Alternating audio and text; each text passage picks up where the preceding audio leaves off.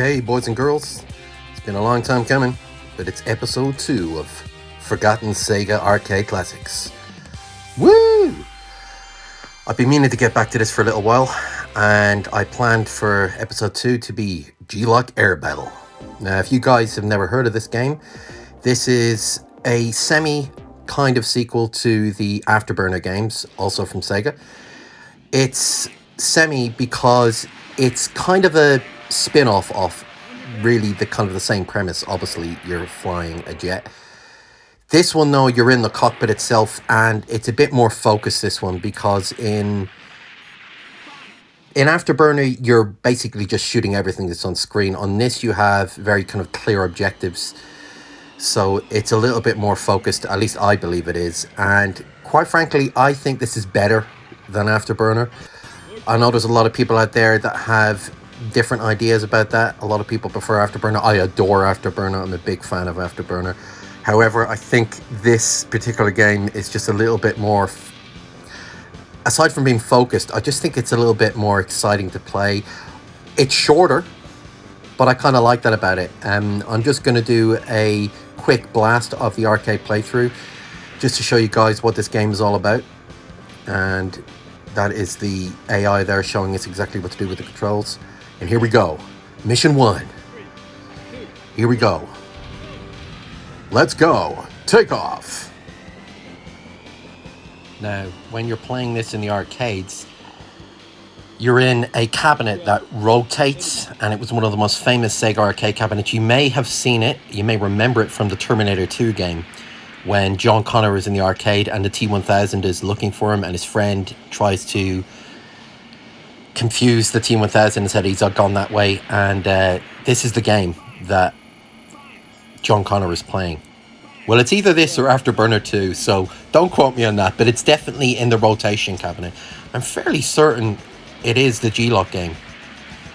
But this is truly a game of its time. It's so beautiful to look at when you consider the graphics in 1990. Really, really impressive stuff. Great rotation scaling. Really good sprite rotation. It's just stunning.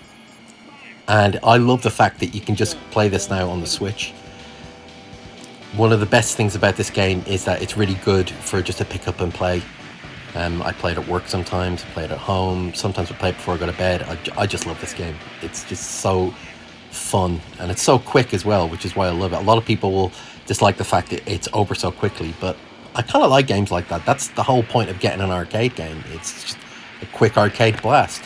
And this is definitely a forgotten classic from Sega. I think it got overlooked because it came out at a time when it was just on the cusp of when virtual racing was appearing, so a lot of the 3D model games are coming along.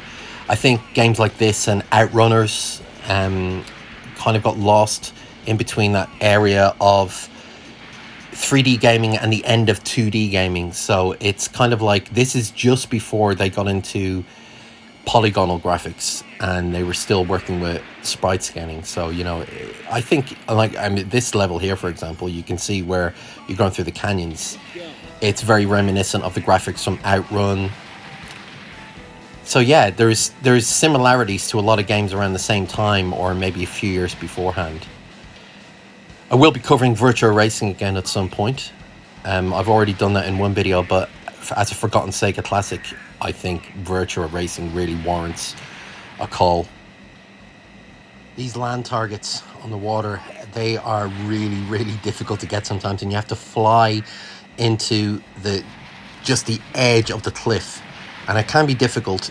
But the trick with this is I try and imagine I'm in the rotation cabinet in the arcade, and how you controlled it in the arcade was you flicked the lever backwards and then pulled it slightly to the left, and that's what I'm trying to do with the analog in this game. So that's my way of playing this game. A lot of people use the directional pad. Personally, I find it easier on the Switch Pro controller to use the directional analog stick, because I think when you use the directional pad, it makes this game really difficult to control. Flight games are always much easier with a stick, like with a joystick or an analog stick, because the whole idea of them is that you're kind of rotating yourself to whatever certain degree the game allows.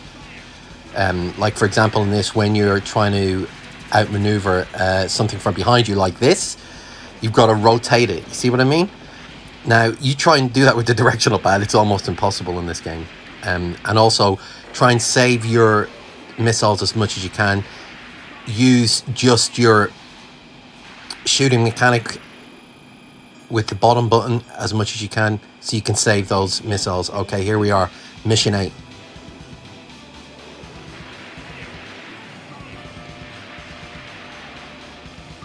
Oh, I don't know if I'm gonna make this, but god damn, we're close now. Damn, would you believe it? I thought I was gonna get through the game without any life taking, or I have to use it one continue. I think I'll end up finishing the game. Yeah, I'll definitely finish it. We're nearly there now. We just got to get 8 more, 7 more, 6 more, 5 more. Come on, here we go. 4 more.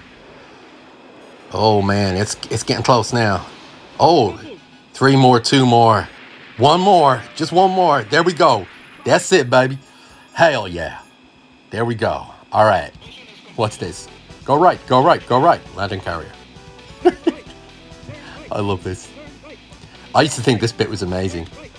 It's crazy now that you can do this kind of maneuvering now in VR, in Ace Combat, virtual reality, which I love when you're landing the plane. This is really cool though. For the 90s, this is brilliant graphics, the way it lands here. And it goes straight into kind of semi-FMV, see what I mean? Like 3D graphics. That's very early 3D for Sega. I think that's even before virtual racing.